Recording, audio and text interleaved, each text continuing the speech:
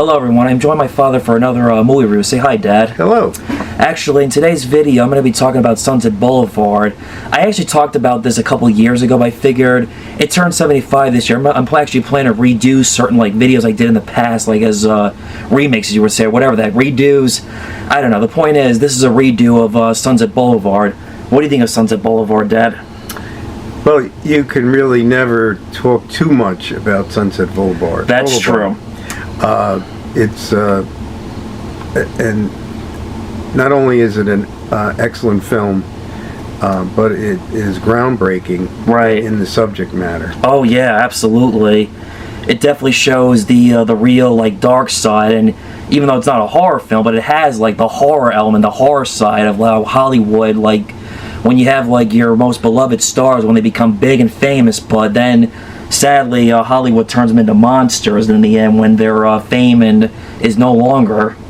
Yeah, they once they are rejected, it's very difficult for them to come back. Absolutely, it has happened. Oh yeah, on more than one occasion. But oh yeah, when somebody, especially a female, gets older, it becomes more and more difficult to get parts. Oh yeah, absolutely. Especially recently we had The Substance, which that's not that's a different film, but that was a body horror about and I wouldn't be surprised, not that I have proof of this, that maybe the director of The Substance maybe could have took inspiration from Sunset Boulevard, but just made up a little bit of a twist of body horror. Well, he could have. She actually. I'm sorry, she could have. That's right. And I think that the filmmaker probably knows of this film. I'm sure. And the theme is really similar. Right. The only difference is this is not a body horror. This is a film noir drama film about a guy who is a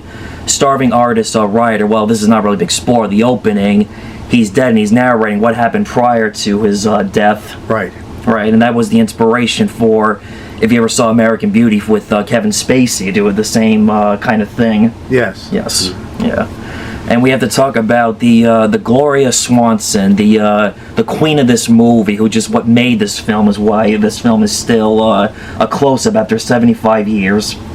Yeah, it's interesting on different levels, because Gloria Swanson is playing a faded movie star, and she's also living as a recluse. The real Gloria Swanson wasn't like that. Right. But in the movie, they use films or excerpts from one of her films that was directed by her husband in the movie, Eric von Stroheim, which was Queen Christina, and that was actually the movie that ruined Eric von Stroheim's career as a director. Relax, you're doing good. But even though I love this movie, and I love a good twist in a movie, don't get me wrong, I love movies like Fight Club, Empire Strikes Back, Psycho, or The Sixth Sense, where they have great twists. But how come this movie does not talk about the twist where Eric von Stroheim, her butler, is talking to Joe, and he says, again, sorry, spoiler right here, I was her husband. It's the first time I saw that, I didn't see that coming. Right, and I think very few people saw that coming. Right. And yeah, I don't know why that's not listed as one of the great twists. It is, because we see how he's a butler and how he tries to keep her spirits alive to show that people still remember her and love and care about her. But it's also sad when she goes to the studio, they are like, who's Norma Desmond? And I wouldn't be surprised that scene when she's on the stage with DeMille, that maybe they were telling people oh, this is Norma Desmond, pretend you remember her. Not that it's that's the way how I interpret that scene. Right. I think yes and no. I mean, I think that the older people that were in the cast of the movie that he was shooting, and they knew who she was, as obviously, well as DeMille, one of the workers on the set, that yelled out to her, that was in the loft, he knew her and she knew him, obviously. So I think that it's also touching in that Cecil B. DeMille, who plays himself, who was a great movie director, in silence as well as in sound films. You know, seeing, not to cut you off, but seeing Gloria Swanson in this film, I'm amazed. Like, thinking to myself, here she is playing like herself, but fictionalized, and she was a big silent film actress. I'm saying to myself, seeing this film, I asked myself, how is it she did not like make the transition from silent to talking? Because for someone to make the transition, she does a spectacular job in this movie. Yes, she did. I'm not sure what happened to her career. Well, I know in reality she accepted when her career was over compared to this movie. Yeah, I don't know why she didn't make the transition. Certainly she proved in this movie that she's a tremendous actress. Absolutely. And could have been, and why she didn't continue to do movies. Well, for what I read after this film, she was offered like similar watered down versions of this, where she felt like she didn't want to like do the same repetitive being typecast playing a silent actress who was big but then lost it after one could not make the transition to the talkies at the time. Right. Yeah. And she wasn't that old in this movie. She was only 50 years old. Oh, really? I did not know that. And they actually had to try to make her look older. Right. To fit the part. Right. Well, actually, like, I remember the first time you showed me this movie, I remember the part where she provides for Joe, and you said that time that was not something common to see, that where the woman was the provider. In not just this, any movie in particular, and we were watching this, and in my old video, I'm going to be saying this again, that if like with this happening today, that would be considered Joe's sugar mama. Right. When you think about it, it's true. You can't make this stuff up about of back then versus reality of today. Right. Like back then, that I don't know if that really was a term or someone said that or thought of that, but that's the truth of what if this movie came out today. That's what Norma Desmond is to Joe. Yes. Yeah. And also like the part where he first meets her at her in the middle of nowhere mansion, and they confused him thinking that he was a mortician for picking up the chimp. I didn't understand what was the point of that from research. This is what I found out. What the point is, that it's a symbol of isolation, a foreshadow of what happens to Joe. The dark humor, morbid curiosity, a funeral scene is dark, humorous, deeply unsettling, adding to the film's noir atmosphere. Showcase the bizarre world Norma inhabits and the extremes of which she goes to maintain her illusion of fame. And about the critique of Hollywood, the blurring reality of fantasy. Like, she's basically like out of touch with reality. She doesn't know what goes on in the outside world because she's so like cooped up in her mansion. Right. Yeah. Thinking that she's still this big star, but she's not. Yeah. Or it could have just been a pet chimp that died. Yeah, that's... Well, when you watch these old movies, a lot of these camera tricks and shots mean something at a certain like point of view. Again, not to get off topic, Taxi Driver, when the camera points at the drinks, the sodas, the candy, it's that means that there's something wrong with him mentally, and that all that sugar he's eating is not helping his mental health. Different story, but still, just an example about what a camera points at a certain object, of what that means. Right. Yeah. And this chimp meant what I just said already. And what do you think of William Holden in this film as Joe?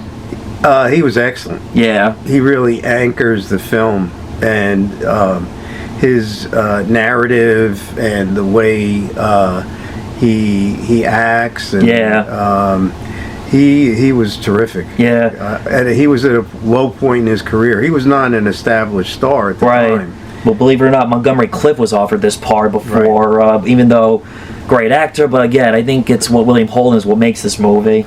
Yeah, I agree. Yeah. His main claim to fame before this movie, he made a movie called Golden Boy, where he played a young boxer. And but since that time, he was not in any really great movie. And this was the next one that came along. So, well, it just shows why he was so good at playing Joe in this film. The different, he's playing a starving artist, Hollywood writer, but still. Yes. I think that's what added to his performance in this. Like you said, he wasn't doing well around this time, and the only difference is he didn't really run into the real Norman Desmond, and he's still alive. Well, he was still alive at that time. I mean, he didn't die.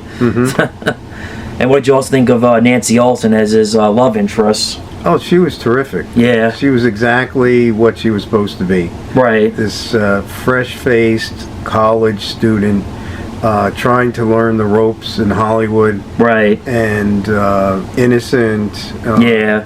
Really, she was perfect for the role. Right. She plays like a character who, like she said, she grew up near Hollywood and has a family of like where they worked in the business. Not necessarily they were stars. They just have, I guess her family has a background just working in the Hollywood industry, and so does she. Mm-hmm. She said she did try to be an actress, but she accepted that she wasn't going to be a star. Like, all right, I still had, basically I feel like her character is an example. Even if you're not going to be a Hollywood star, you can still somehow find your niche and a job in the industry somehow, and that's what she did. Mm-hmm. Yeah. And she really also really wanted to be a writer like Joe. Yeah. Yeah. She's learning, and she falls in love with Joe, even though she had a fiance, but wasn't really in love with her fiance. And right. Yeah.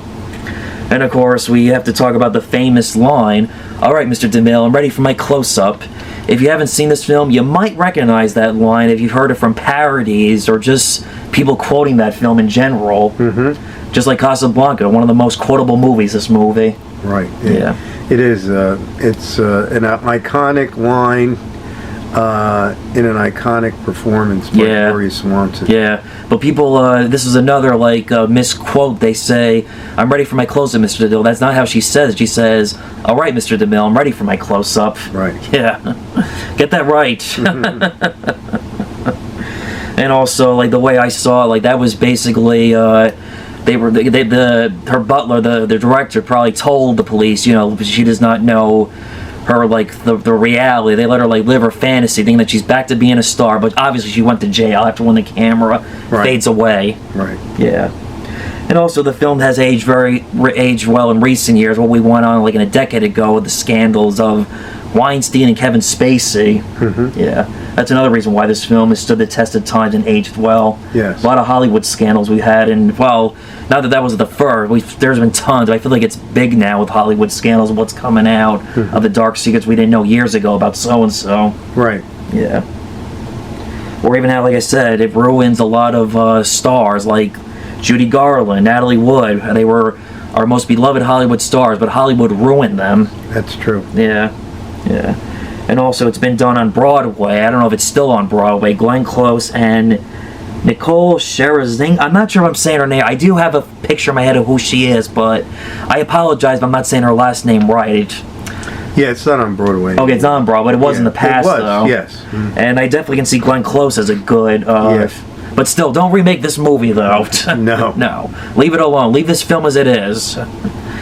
Anything else you want to talk about with Sunset Boulevard that comes to mind, or? Yeah, primarily the creator of this movie masterpiece is Billy Wilder, right? Who is a director that has made many films that are classics. Right. This being one of them. Obviously. Another being Some Like It Hot. I've seen that. And Stalag. I did see that. That was an excellent film. William Holden. Right. It's interesting that the reason why he decided to make the film in the structure that it was, because somebody asked him, well, why did you have him narrate his story after he died? And he said, well, I thought it would be interesting in that I like using a narrator for two reasons. One reason is that when you have a narrator, you can give a whole lot of background very easily and very palatable, so you don't bore people. And he said, at heart, I'm a satirist, and you can have the narrator make comments about what's occurring on the screen. Right. It's done very well how the way he's told through his point of view, and it's amazing how for 1950 that it was groundbreaking that they were able to make this film despite the themes on Hollywood. One would think that someone saw the script thinking, we can't make this movie a theme about the dark side of Hollywood. Right. It was very, very, very risky to make a film like that. But the people that were involved, they went ahead and did it, and they made a masterpiece. Right. No, that's true. I agree. It's one of my favorite films, and it's still standing the test of time and still holds up to this day. Yeah. Also, one thing I wanted to mention too, remember like the scene when she's playing cards with Buster Keaton and H.B. Warner, and I forget who that other actress was. And those were, the way I looked at that scene and viewed it is that was a tribute to silent actors who also did make from transition to talkies, the silent to talkies. Right. That's true. Yeah, but especially Buster Keaton. But I don't remember the whole story on Buster Keaton. I remember when I took film classes. He was an example about how like Hollywood really destroyed his career. Yeah, because before he basically his films before he moved to the major studio, I forget which one it was. It may have been MGM. He had full control, and he was really a genius. Yeah. He wrote, he directed, he performed, and he did his own stunts. We in film class we watched The General. That was really funny and amazing what he did. So, he was saddled by the studios after that, and he could not have the full reign that he had before. He just became a character actor basically throughout his career after that. Right. Yeah. And H.B. Warner, we see him in It's a Wonderful Life. Mr. Gower. Mr. Gower.